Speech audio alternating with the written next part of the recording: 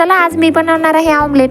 ऑमलेटसाठी पाहिजे तर 2 अंडे. आईनं सांगितलं होतं पाणी घेऊन ये, तर मी गेलो पाणी आणायला. जाता जाता मला मनीनं 2 अंडे घातलेले दिसले. मग मी ते दोन्ही अंडे उचलले, बकेटमध्ये घेतले, पाणी घेतलंच नाही आणि तसंच घरी आलो. मग कढई घेतली, कढई चुलीवर ठेवली, पण काही सरपण नव्हतं. सरपण घेऊन आलो, बाकीचं सगळं सामान घेऊन आलो, तेलाची बाटली कपाटातून घेऊन आलो, चूल पेटवली, तेल टाकलं आणि नंतर मग काही झारे घेऊन आलो कपाटामधून आणि ते दोन्ही अंडे त्या तेलामध्ये सोडले. टॉमे म्हणला मला पण एक अंडा खायचं आहे, तर मग ते दोन्ही पण अंडे मी टाकले तेलामध्ये. मग नंतर खूप गरम झालेलं होतं तेल, ते खालच्या साईडनं एकदम अशी कडक होऊन गेली पोळी. इतका वास सुटलेला होता ऑमलेटचा. ते ऑमलेटच्या वासाने तर टॉमॅटोच्या तोंडाला तर पार पाणी सुटून पाणी पिऊन त्याचं पोट भरत आलेलं होतं. पण ऑमलेट तर एकदम क्रिस्पी आणि छान मी बनवलेलं होतं. गरम लागत होतं खूप, तर मला व्यवस्थित हलवता पण येत नव्हतं. माझ्या पण तोंडाला पाणी सुटलेलं होतं वलई.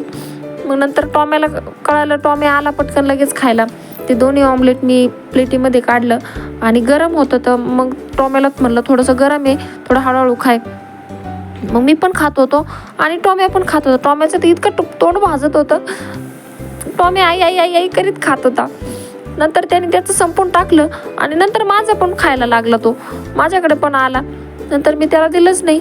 थोडंसं कडक साईड झालेली होती, तिथं काही मला आवडत नव्हती. मी तेवढं टॉम्याला म्हणलं टॉम्या धर तुला खाय, पण टॉम्या काय खाय ना. नंतर मग मीच खात होतो, मला पण गरम लागत होतं खूप. ते खूप छान आणि खूप टेस्टी ऑमलेट झालेलं होतं. गण्या आला तिकडून, पण गण्याला आम्ही तर काय खायच म्हणलो नाही, गण्या तसंच निघून गेला.